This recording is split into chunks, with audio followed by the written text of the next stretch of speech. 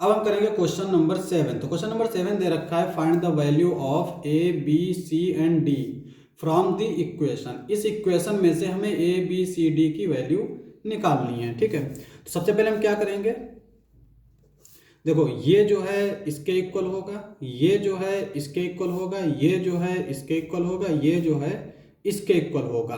तब हम कहते हैं कि दो मैट्रिक्स इक्वल हैं। ठीक है, यहाँ पे दो मैट्रिक्स इक्वल दे रखे हैं, इसका मतलब हम इसको इसके इक्वल पुट कर सकते हैं, यानी a माइनस बी जो है वो इक्वल होगा -1 के, और 2a प्लस सी जो है ये इक्वल होगा 5 के, 2a माइनस बी जो है ये इक्वल होगा 0 के, और 3c प्लस डी ये इक्वल है 13 के। ठीक है, तो यहाँ पे 4 इक्वेशन मिल गई हमें। अब क्या करते हैं, हम इनको सॉल्व कर लेते हैं।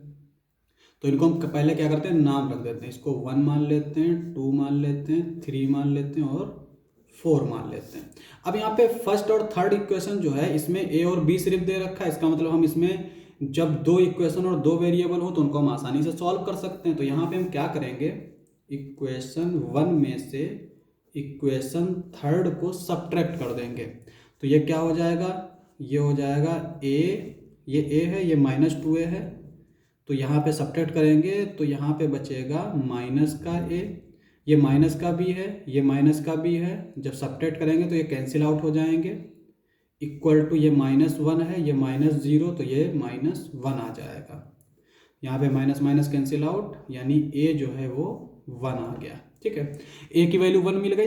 अब इस ए की वैल्यू हम इक्वेशन 1 में पुट कर सकते हैं।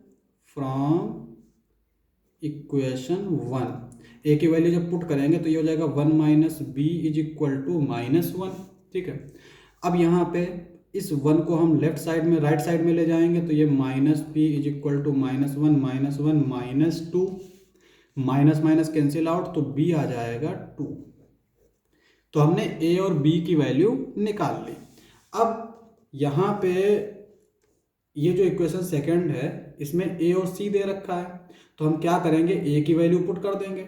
देखो, फ्रॉम इक्वेशन 2 तो क्या दे रखा है, 2a plus C is equal to 5, और हमने a जो निकाला है तो वो क्या है 1। यहाँ पे पुट करेंगे तो ये 2 into 1 plus C is equal to 5, 2 1 जा 2 plus C is equal to 5, तो यहाँ से c आ जाएगा हमारा 3। ठीक है, ये 3 आ गया। अब यहाँ पे हमें c मिल गया, अब हमें चाहिए d। इक्वेशन 4 देखो, यहाँ पे 3c plus D is equal to 13 है, तो यहाँ पे हम क्या करेंगे, c की वैल्यू रख देंगे।